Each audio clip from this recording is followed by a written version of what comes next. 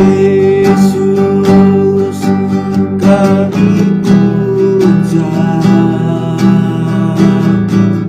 kami sembah sebagai Raja, berdiri di tengah kami, ditinggikan dan dipuji.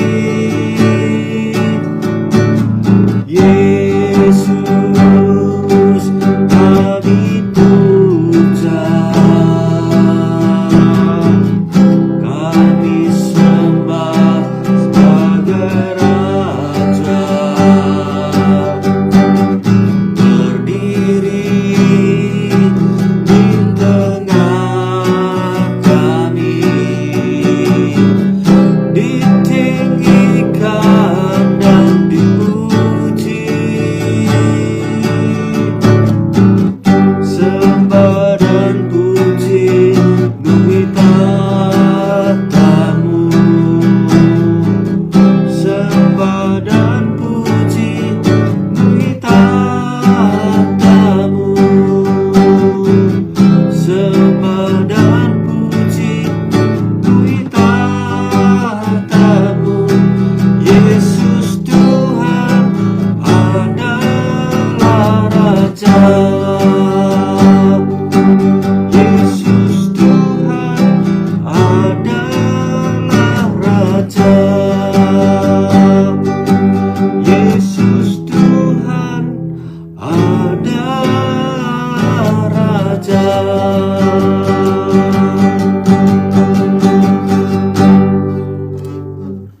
Kami bersyukur kepadamu Tuhan, inilah pujian penyembahan, biarlah menjadi korban yang harum, dupa yang harum naik ke surga dan menyenangkan hati Tuhan. Saat ini kami siap membuka hati untuk mendengarkan kebenaran firman-Mu Tuhan. Berbicaralah bagi setiap kami, urapi hamba-Mu, urapi kami semua, lindungi kami di dalam nama Tuhan Yesus. Amin. Baik, puji Tuhan, kita bersyukur. Saatnya kita akan mendengarkan isi hati Tuhan. Kita akan mulai perenungan pagi hari ini. Kita akan membaca dalam 1 Samuel 15 ayat 14, 15 dan 22. Demikianlah firman Tuhan. Tetapi kata Samuel, kalau begitu apakah bunyi kambing domba yang sampai ke telingaku dan bunyi lembu-lembu yang kudengar itu? Jawab Saul, semuanya itu dibawa daripada orang Amalek, sebab rakyat menyelamatkan kambing domba dan lembu-lembu yang terbaik, dengan maksud untuk mempersembahkan korban kepada Tuhan Allahmu. Tetapi selebihnya telah kami tumpas. Tetapi jawab Samuel, apakah Tuhan itu berkenan kepada korban bakaran dan korban sembelian sama seperti kepada mendengarkan suara Tuhan? Sesungguhnya, mendengarkan lebih baik daripada korban sembelian, memperhatikan lebih baik daripada lemak domba-domba jantan. Amin. Baik, puji Tuhan. Latar belakang dari ayat ini adalah ketika Saul diperintahkan, saudara ya, untuk menumpaskan semua yang hidup di Amalek ya. Tetapi saat itu sangat disayangkan bahwa Saul menyisihkan lembu-lembu terbaik, domba-domba yang terbaik untuk Tuhan ya, dan tidak menumpas Raja Agag orang Amalek itu. Mungkin maksud daripada Saul itu tujuannya baik ya, ingin memberikan korban yang terbaik kepada Tuhan. Tetapi ternyata memang semuanya itu tidak berkenan dan bahkan membuat Tuhan murka. Kemudian Saul ditegur oleh Nabi Samuel ya, dikatakan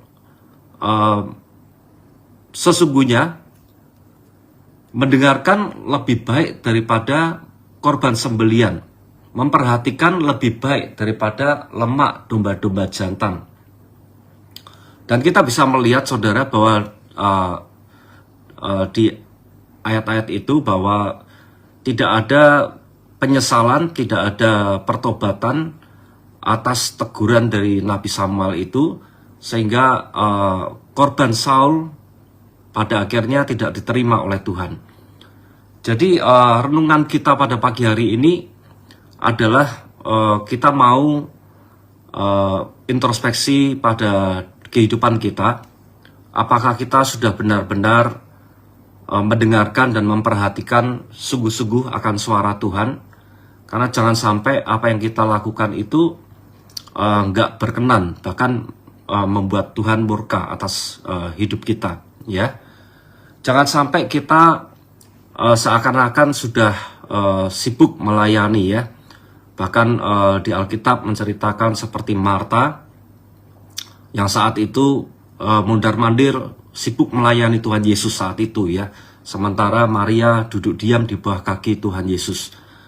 Tetapi justru Tuhan Yesus menegur Marta, ya. Dia mengatakan, "Marta, Marta, engkau mengkhawatirkan dan menyusahkan dirimu. Hanya satu saja yang perlu, yaitu bahwa Maria melakukan bagian yang terbaik yang tidak pernah diambil darimu." Ya, jadi Yesus malah menegur Marta bahwa dia tidak melakukan bagian yang terbaik seperti yang Maria lakukan, ya, dengan mendengar suara Tuhan, berada di bawah kaki Tuhan dan mendengarkannya. Hari ini melalui firman Tuhan kita tentunya diingatkan kembali, ditegur bagaimana kita melihat hidup kita supaya kita itu berkenan. Kita mau belajar kembali, kita mau introspeksi apakah seluruh hidup kita, ya, seluruh, nggak hanya pelayanan, tetapi kehidupan sehari-hari, keluarga kita, bahkan pekerjaan kita, ya, apakah sudah berkenan di hadapan Tuhan? Apakah kita sudah mendengarkan suara Tuhan? Apakah kita sudah melibatkan Tuhan dalam setiap keputusan, dalam setiap perencanaan kita, dalam setiap tindakan kita, perkataan kita? Apakah kita sudah melibatkan Tuhan dalam setiap perkara? Karena saudara, dalam Roma 12 ayat 1 dikatakan bahwa persembahkanlah tubuhmu sebagai persembahan yang hidup, yang berkenan kepada Tuhan. Persembahkanlah tubuh kita. Ini berbicara seluruh hidup kita, bukan hanya ibadah penyembahan kita, pelayanan kita, tetapi semuanya itu adalah ibadah yang sejati. Bukan hanya saat minggu kita datang ke gereja, ya, saat di dalam rumah ataupun pelayanan kita, tetapi semua aspek hidup kita itu adalah ibadah sejati kita. Dan mari kita mau bawa semuanya itu berkenan di hadapan Tuhan, dengan tentunya mendengar apa yang Tuhan kehendaki atas setiap kita. Jadi Tuhan, pada intinya Tuhan tuh ingin, rindu kita semuanya itu mendengar, taat dan setia, melakukan apa yang menjadi kehendaknya bagi setiap kita, ya. Dan itu melebihi daripada segalanya yang Tuhan inginkan. Di sini saya akan memberikan ilustrasi, gambaran, contoh, ya, dalam kehidupan yang nyata, bagaimana hati Bapa. Kenapa Tuhan itu sangat rindu untuk kita sebagai umatnya mendengar terlebih dahulu di atas apapun yang lain, ya. Misalkan gini saudara, saya percaya di tempat ini kita semuanya ada sebagian besar gembala, ya. Kita mempunyai jemaat, ya. Kita mempunyai beberapa jemaat gitu, ya. Mungkin ada jemaat yang kaya, yang bisa memberikan persembahan yang besar, uang yang besar ke dalam gereja gitu, ya. Dan itu tentunya sebagai manusia, sebagai gembala manusia, ya, kita tentunya bersuka cita, ya, karena dengan uang itu kita bisa gunakan untuk kemuliaan Tuhan, kita bisa melakukan untuk pelayanan, untuk kegiatan-kegiatan gereja gitu ya. Tetapi bagaimana jika jemaat itu hanya memberikan persembahan yang besar, tetapi jemaat itu nggak mau aktif beribadah, nggak mau datang ke komsel-komsel ya, mendengarkan firman Tuhan, mendengarkan arahan suara gembala gitu ya. Sementara dia hanya mengutamakan, aku cukup memberikan persembahan yang besar, cukup berhenti sampai di situ. Datang hanya sebulan sekali, bahkan saat di gereja pun mereka orang itu sibuk sendiri, bermain handphone atau dan lain sebagainya, ya, tidak fokus mendengarkan khotbah firman Tuhan. Nah, bandingkan dengan jemaat yang setia, yang mungkin dia nggak punya apa-apa untuk diberikan uang untuk persembahan, ya, tetapi dia dengan tekun rajin beribadah, dia dengan seksama mendengarkan khotbah, mendengarkan suara gembala, mendengarkan firman Tuhan, bahkan aktif dalam pelayanan komsel dan lain sebagainya ya. Nah, kalau kita mungkin dihadapkan pada pilihan, kita pilih mana, jemaat yang mana ya, yang kita kehendaki. Tentunya kita bisa menjawab, saudara ya. Tentunya kita rindu bahwa jemaat yang mendengarkan suara gembala, jemaat yang taat dan setia melakukan firman Tuhan, merenungkan firman Tuhan. Karena dengan seperti itu, jemaat itu pastinya akan berakar kuat di atas batu karang, berakar kuat di atas kebenaran firman Tuhan, Yesus Kristus, dan tentunya jemaat itu akan kuat ya, fondasinya menjadi jemaat yang dewasa secara rohani ya. Dan dalam persekutuan jemaat-jemaat seperti itu tentunya kita akan mendapatkan gereja yang kuat pula gitu ya, gereja yang sehat, gereja yang akan bertumbuh dengan baik ya. Tentunya itu yang kita kehendaki. Kita menghendaki jemaat yang lebih mendengar, taat dan setia kepada firman Tuhan, kepada suara gembala itu ya. Dan ilustrasi yang lain saya berikan mungkin seperti ini, saudara. Misalkan kita sebagai orang tua dan kita mempunyai anak yang sudah dewasa ya, anak tersebut sudah bekerja. Anak itu mungkin dia selalu aktif mengirimkan uang kepada kita ya, transfer uang gitu kepada orang tua. Seakan-akan dia berbakti gitu ya, memberikan uang kepada orang tua. Tetapi anak itu nggak mau datang mengunjungi ke rumah orang tua gitu ya, bahkan setahun sekali aja belum tentu gitu ya. Pokoknya yang penting transfer, aku bisa memberikan kok buat orang tua. Dia pikir berbakti gitu ya, dengan memberikan persembahan, memberikan uang gitu kepada orang tuanya gitu ya. Tetapi dia nggak pernah komunikasi, bahkan telepon pun jarang, sebulan sekali juga nggak pernah gitu ya. Coba bandingkan dengan sikap anak yang misalkan dia nggak bisa memberi apa-apa gitu karena hidupnya pas-pasan ya, tetapi dia rajin mengunjungi, dia silaturahmi ya, seminggu sekali mengunjungi, duduk baik, santun ya, hormat kepada orang tua itu, dan dia berkomunikasi dengan baik dan berbakti ya, dan menjalin komunikasi dengan baik melalui telepon, menanyakan kabar. Dan itu pun sebagai orang tua tentunya akan senang ya, melebihi daripada uang dan melebihi daripada apapun gitu. Saya percaya kita semua sebagai orang tua pasti memilih sikap anak yang berbakti seperti itu gitu ya, yang dekat dengan dan mau mendengarkan suara orang tua gitu ya.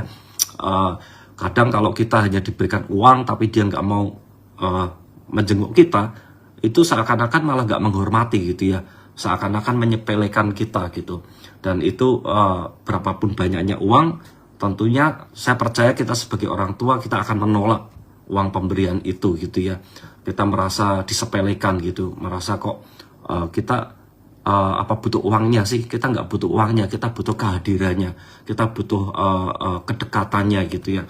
Nah, kedua ilustrasi ini yang saya gambarkan tentunya menggambarkan juga hatinya Tuhan, ya. Tuhan ternyata menginginkan, rindu lebih daripada sekedar persembahan, lebih daripada sekedar uang, lebih daripada sekedar pelayanan kita, atau bahkan penyembahan kita, ataupun usaha apapun kita gitu ya. Kalau semuanya itu tidak disertai dengan ketaatan, itu sungguh merupakan hal yang tidak berkenan bagi Tuhan gitu ya. Bahkan semuanya itu kalau tidak disertai dengan ketaatan, itu tidak ada harganya bagi Tuhan, tidak ada nilainya bagi Tuhan. Tetapi alangkah berkenan kalau semuanya itu yang kita lakukan itu disertai dengan hati yang tulus, hati yang mau mendengar arahan Tuhan, mau mendengar apa yang Tuhan kehendaki atas hidup kita gitu ya, dan kita setia melakukannya. Itu cukup merupakan persembahan yang hidup dan berkenan di hadapan Tuhan, ya. Karena Tuhan sungguh-sungguh melihat hati kita. Tuhan ingin kita mempersembahkan hati kita, seluruh hidup kita, ketaatan, kesetiaan hidup kita, ya. Dan kita bisa melihat, saudara, contoh di Alkitab, ya. Tadi di atas kita melihat bagaimana Saul, ya. Bahkan Tuhan mengatakan, aku menyesal telah memilih Saul sebagai raja, ya. Tetapi kita bandingkan dengan Raja Daud. Tuhan sangat berkenan terhadap Daud, ya. Walaupun bahkan dikatakan Daud itu memiliki hatinya Tuhan, ya. Padahal kalau kita melihat kedua-duanya, dua raja itu sama-sama pernah terjatuh gitu ya dalam dosa, ya. Saya tidak bisa katakan dosa kejatuhan Saul itu lebih besar daripada daripada Daud gitu ya. Kita nggak bisa menimbang mana yang lebih besar, mana yang lebih ringan, karena bagi saya, menurut saya, kejatuhan dosa itu ya sama gitu ya. Sangat relatif gitu kalau kita menimbang-nimbang mana yang lebih besar ukurannya dosanya. Tapi di sini saya bisa mempelajari bahwa kenapa Daud lebih berkenan di hadapan Tuhan, walaupun sama-sama terjatuh dalam dosa, ya. Tetap kita bisa melihat contoh saat Daud berdosa, terjatuh dengan Batseba, ya. Saat dia ditegur oleh Nabi Nathan, Daud benar-benar menyesali akan perbuatannya dan dia mau bertobat.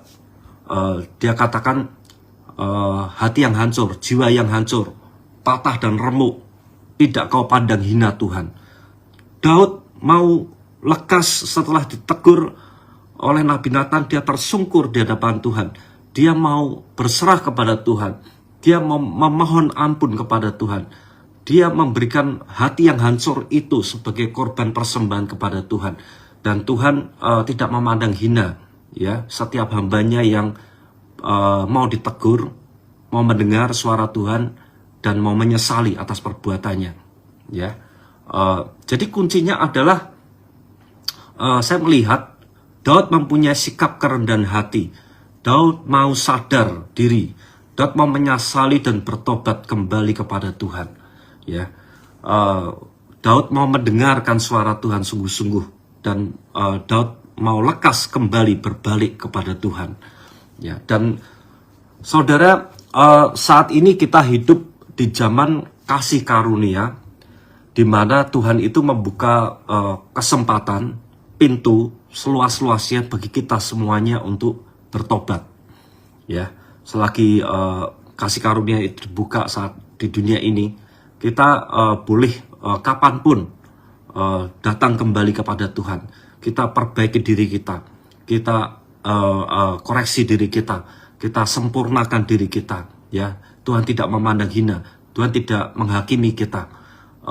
Kita bersyukur karena kita hidup di zaman kasih karunia ini, ya. Walaupun kita nggak sempurna, kita mungkin saya pun nggak lepas dari sempurna. Saya pernah kadang-kadang terjatuh dalam dosa, tetapi mari kita mau benar-benar sungguh-sungguh mendengarkan suara Tuhan. Kalau Tuhan saat ini tegur saudara, tegur kita semuanya, mari kita jangan keraskan hati, kita mau buka hati kita mau menyesali, kita mau surrender kepada Tuhan, kita mau bawa hati yang hancur kita, karena Tuhan tidak memandang hina, Tuhan akan merangkul kita, Tuhan akan menyambut kita, dan Tuhan pasti akan memberikan suaranya, memberikan firman-Nya kepada kita, memberikan arahan apa yang harus kita perbuat. Lekas kita akan berbalik kepada Tuhan, dan Tuhan akan pimpin kembali hidup kita. Ya, jangan sia-siakan masa kasih karunia ini. Terkadang orang-orang saya menjumpai beberapa orang percaya yang dia mengakui bahwa saat ini masa karunia, tetapi justru masa kasih karunia ini disalahgunakan oleh mereka untuk sebebas-bebasnya melakukan pelanggaran-pelanggaran dan membuat hati mereka bebal, hati mereka keras hati. Ya, jangan sampai seperti itu. Tetapi justru kasih karunia ini kita mau gunakan benar-benar untuk mendengarkan Roh Kudus, ya, karena Roh Kudus yang diberikan kita itu pasti akan menginsafkan akan segala sesuatu, ya. Puji Tuhan. Dan seringkali memang manusia itu pengennya dikenal oleh Tuhan. Manusia pengennya didengar oleh Tuhan, diperhatikan oleh Tuhan.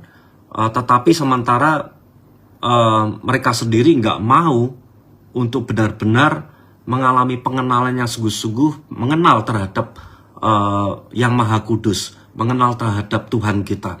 Ya, tentunya Tuhan ingin supaya kita nggak aja dikenal, tetapi kita mengenal. Jadi ada hubungan relationship yang baik, ya.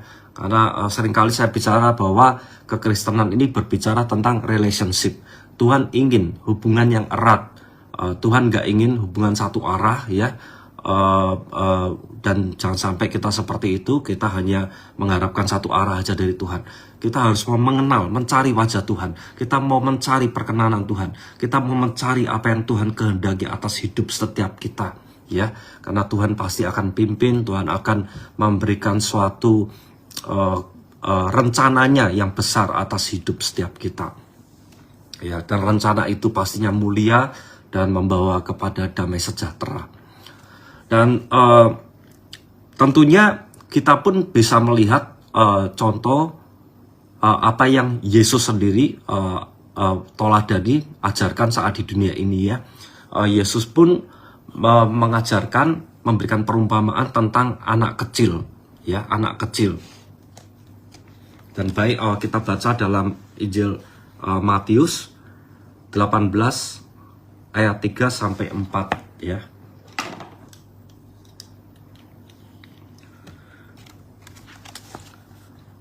Aku berkata kepadamu, sesungguhnya jika kamu tidak bertobat dan menjadi seperti anak kecil ini, kamu tidak akan masuk ke dalam kerajaan surga. Sedangkan barang siapa merendahkan diri dan menjadi seperti anak kecil ini, dialah yang terbesar dalam kerajaan surga. Amin. Puji Tuhan. Jadi Yesus sendiri menggambarkan bagaimana supaya kita masuk ke dalam kerajaan surga, bahkan menjadi terbesar dalam kerajaan surga. Dia menggambarkan bahwa kita harus menjadi seperti anak kecil ini. Mengapa demikian? Ya, kita tahu bahwa kita bisa membayangkan sifat anak-anak kecil itu seperti apa.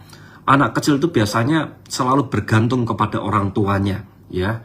Anak kecil kita bayangkan usia kira-kira 5 tahunan gitu, ya. Mungkin kalau sudah agak dewasa itu sudah mulai keluar nakal-nakalnya itu, ya, umur 12 ke atas. Tapi kita bayangkan yang kecil-kecil dulu, 5 tahun, 4 tahun gitu, ya.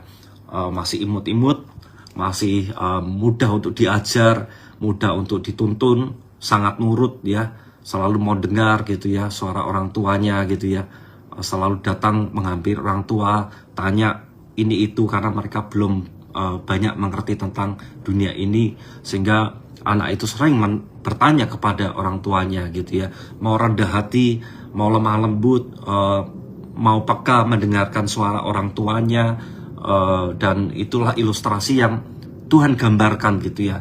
betapa anak kecil itu haus dan lapar akan firman Tuhan, akan suara Tuhan.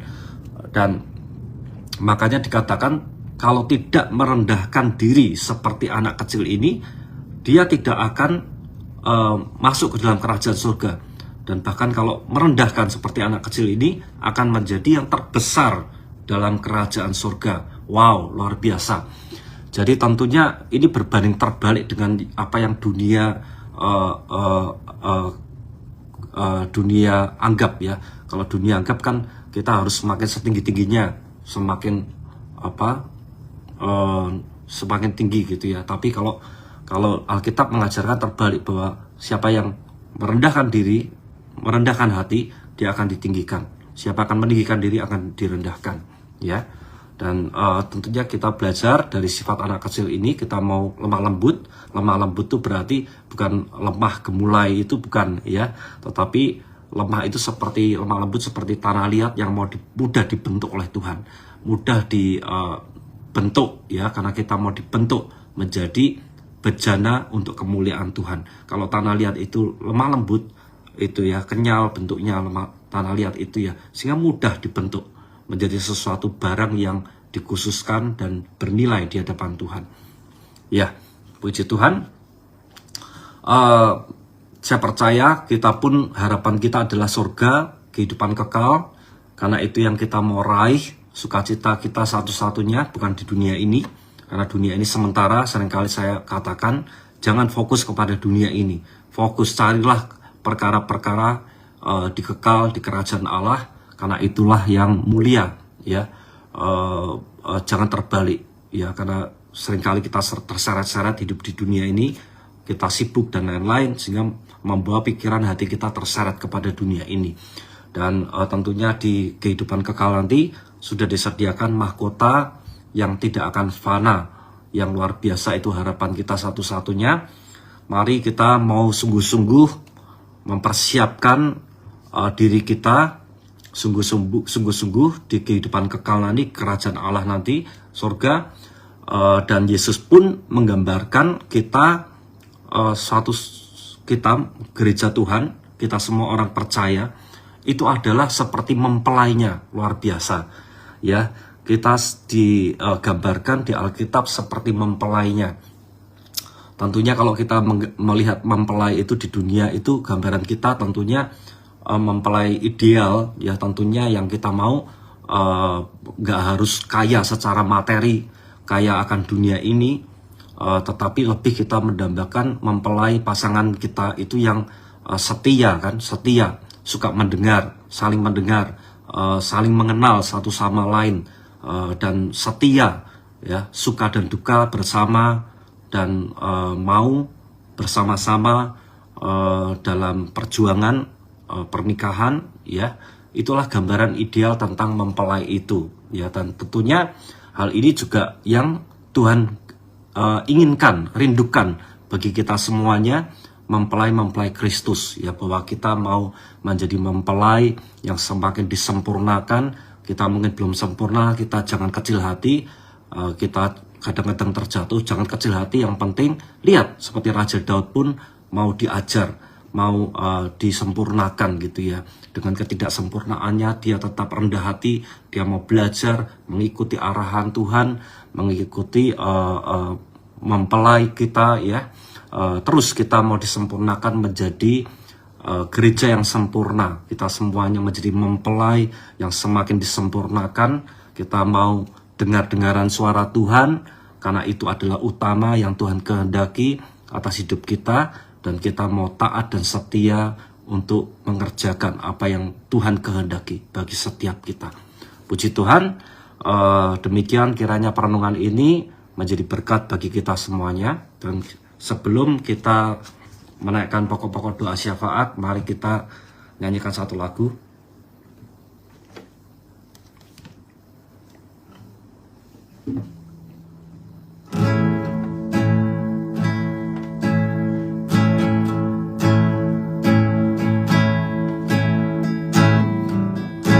Duduk diam di bawah kakimu, itulah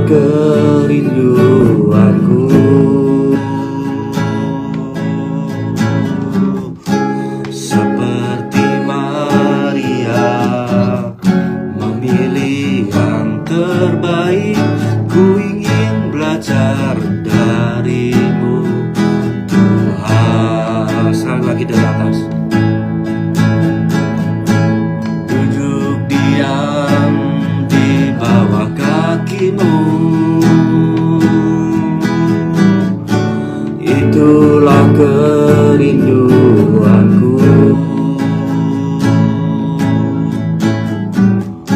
Seperti Maria memilih yang terbaik, ku ingin belajar darimu Tuhan. Glory, glory bagi Yesus Tuhan dan Rajaku. Glory, glory bagi Yesus Tuhan dan Rajaku.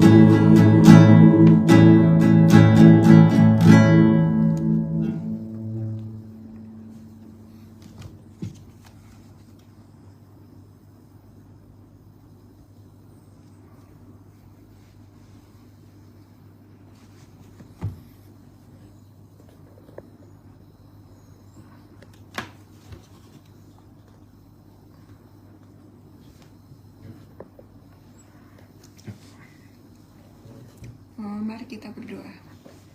Bapa, kami bersyukur Tuhan untuk kebaikan-Mu Tuhan atas kehidupan kami, di mana pada pagi hari ini Tuhan kami menghadap tahta-Mu Tuhan. Kami bersyukur untuk pujian yang sudah kami naikkan, kesempatan yang Kau berikan, dan juga firman Tuhan yang menerangi langkah kehidupan kami ya Bapa. Kami mau menaikkan pokok-pokok doa ya Bapa, untuk pemberitaan Injil kepada segala suku dan bangsa-bangsa, misi dan penginjilan secara online maupun secara offline Tuhan. Biar Roh Kudus berkarya di dalamnya ya Bapa. Kami percaya Tuhan, Engkau sendiri ya Bapa yang memimpin pemberitaan Injil ini. Biarlah Kau berikan misionaris, evangelis ataupun para pastor ya Tuhan yang terlibat Bapa, jemaat semuanya Tuhan yang terlibat dalam pemberitaan Injil. Engkau berikan Roh Kudus-Mu Tuhan, sehingga Engkau berikan tuntunan dan hikmat-Mu Tuhan untuk dapat terlibat dalam pemberitaan Injil ini Tuhan. Berikan hati ya Bapa yang rela ya Tuhan untuk mendedikasikan waktu dan segala tenaga yang Tuhan yang kami punya Tuhan untuk pemberitaan Injil Tuhan. Kami khusus berdoa untuk negara-negara yang sulit dijangkau pemberitaan Injil ya Tuhan, seperti Korea Utara, Iran, dan Syria yang masih menutup diri. Kiranya Engkau sendiri Tuhan yang membuka jalan Tuhan, Roh Kudus yang menuntun Tuhan, sehingga pemberitaan Injil ini dapat diberitakan bagi mereka yang haus akan firman Tuhan. Kami berdoa juga untuk terjadinya kegerakan besar, hujan pertobatan dan hujan keselamatan tercurah di Indonesia dan segala bangsa-bangsa di dunia ini Bapa. Biarlah Tuhan saat zaman akhir ini Bapa, banyak jiwa-jiwa diselamatkan, banyak orang-orang bertobat Tuhan, sehingga kegerakan Tuhan terus terjadi ya Bapa. Kami berdoa juga untuk pemulihan gereja Tuhan, biarlah terjadi kesatuan dan kesempurnaan dalam tubuh Kristus ya Bapa.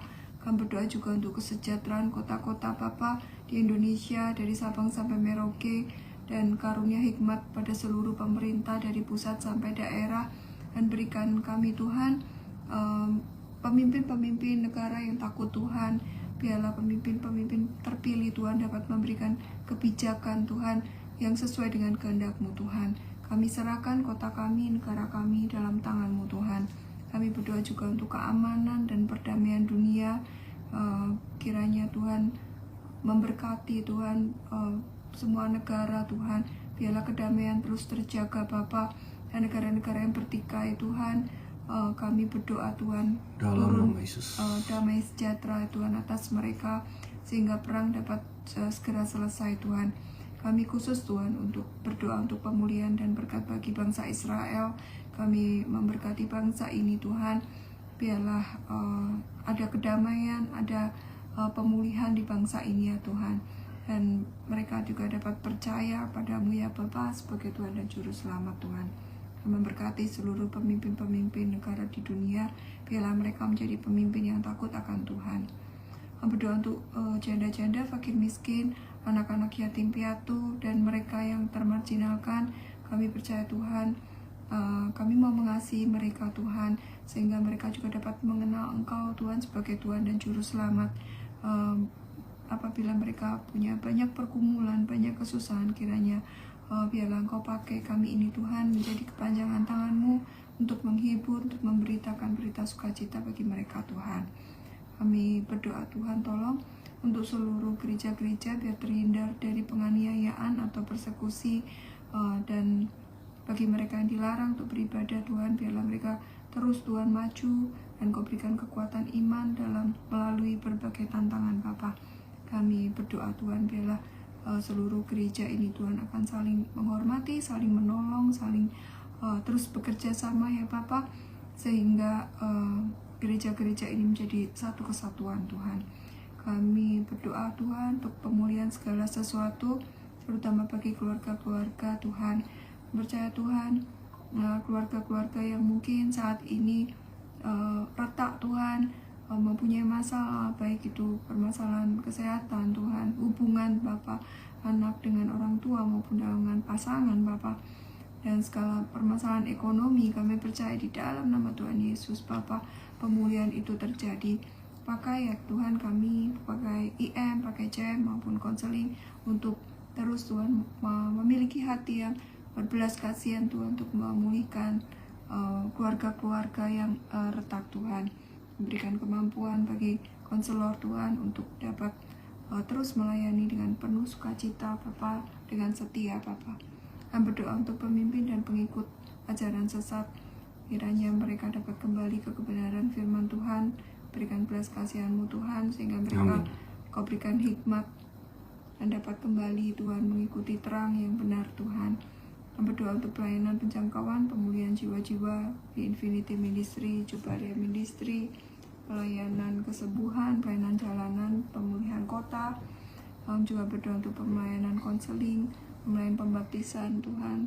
Dan kami percaya Tuhan di dalam nama Tuhan Yesus Bapa, bukanlah kami yang besar, bukanlah kami yang hebat, tapi semua itu untuk kemuliaan nama-Mu Tuhan. Biarlah kami terus Tuhan menjadi pelayan-Mu yang setia, pelayan-Mu yang melayani dengan penuh sukacita Tuhan. Terima kasih Tuhan, kami berdoa Tuhan untuk masing-masing dari kami yang ikut dalam doa fajar ini Tuhan. Berkati kami semua, keluarga kami, anak-anak kami, pekerjaan kami, sehingga apapun yang kami miliki Tuhan, kami dapat persembahkan untuk kemuliaan nama-Mu Tuhan. Terima kasih ya Tuhan untuk kesempatan pagi hari ini, untuk kesempatan untuk beribadah kepada-Mu Tuhan. Haleluya, amin. Baik, saudara yang kasih Tuhan, mari kita mengangkat tangan. Kita mau terima berkat yang terbaik, yang terindah, yang sempurna, yang kiranya datang dari Allah Bapa, cinta kasih sayang dari Yesus Kristus, serta persekutuan, penyertaan dari Roh Kudus menyertai hidup kita dari sekarang sampai Maranatha kedatangan Tuhan Yesus yang kedua kali. Terimalah berkat, jadilah berkat dimanapun kita berada. Dalam nama Bapa, Putra, dan Roh Kudus, dalam nama Tuhan Yesus Kristus. Semua yang percaya diberkati Tuhan, mari kita sama-sama katakan amin. Puji Tuhan, terima kasih. Tuhan Yesus memberkati kita semuanya. Shalom.